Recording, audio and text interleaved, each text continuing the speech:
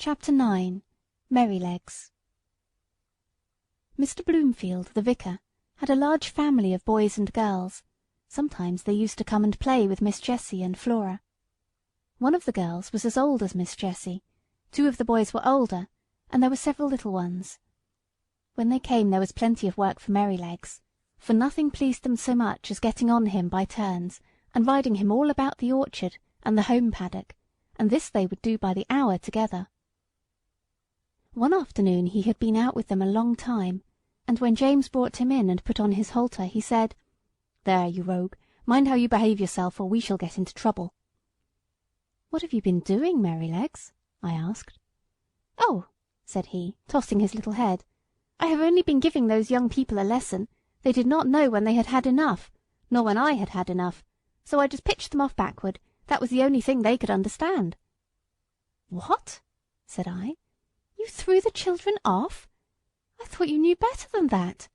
Did you throw Miss Jessie or Miss Flora?" He looked very much offended, and said, "Of course not. I would not do such a thing for the best oats that ever came into the stable. Why, I am as careful of our young ladies as the master could be, and as for the little ones, it is I who teach them to ride. When they seem frightened or a little unsteady on my back, I go as smooth and as quiet as old Pussy when she is after a bird, and when they are all right, I go on again faster, you see, just to use them to it. So don't you trouble yourself preaching to me. I am the best friend and the best riding master those children have. It is not them, it is the boys. Boys," said he, shaking his mane, "are quite different. They must be broken in as we were broken in when we were colts, and just be taught what's what. The other children had ridden me about for nearly 2 hours, and then the boys thought that it was their turn, and so it was, and I was quite agreeable. They rode me by turns, and I galloped them about, up and down the fields and all about the orchard, for a good hour. They had each cut a great hazel stick for a riding whip, and laid it on a little too hard, but I took it in good part, till at last I thought we had had enough, so I stopped 2 or 3 times by way of a hint. Boys, you see, think a horse or a pony is like a steam engine or a thrashing machine, and can go on as long and as fast as they please. They never think that a pony can get tired or have any feelings. So, as the one who was whipping me could not understand, I just rose up on my hind legs and let him slip off behind. That was all. He mounted me again, and I did the same. Then the other boy got on, and as soon as he began to use his stick, I laid him on the grass, and so on, till they were able to understand. That was all. They are not bad boys. They don't wish to be cruel. I like them very well, but you see I had to give them a lesson. When they brought me to James and told him, I think he was very angry to see such big sticks. He said they were only fit for drovers or gypsies, and not for young gentlemen."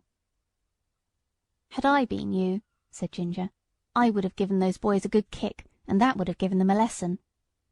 "No doubt you would," said Merrylegs, "but then I am not quite such a fool, begging your pardon, as to anger our master or make James ashamed of me.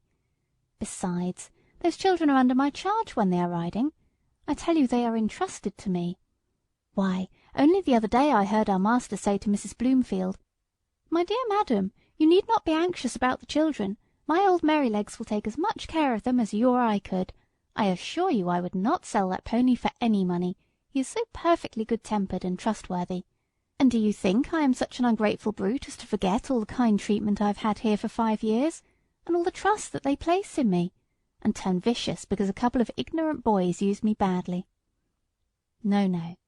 You never had a good place where they were kind to you, and so you don't know, and I'm sorry for you. But I can tell you good places make good horses. I wouldn't vex our people for anything.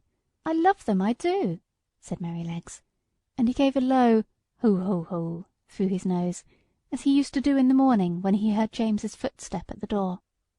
"Besides," he went on, "if I took to kicking, where should I be? Why, sold off in a jiffy, and no character, and I might find myself slaved about under a butcher's boy, or worked to death at some seaside place where no one cared for me, except to find out how fast I could go, or be flogged along in some cart with 3 or 4 great men in it going out for a Sunday spree, as I have often seen in the place I lived in before I came here. No," said he, shaking his head, "I hope I shall never come to that." End of chapter 9.